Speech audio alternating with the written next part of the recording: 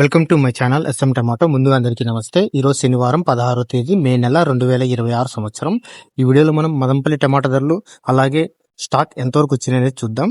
ముందుగా మదంపల్లి మార్కెట్లో స్టాక్ చూసుకుంటే నిన్నటితో పోలిస్తే ఈ రోజు ఒక 30% స్టాక్ తగ్గింది.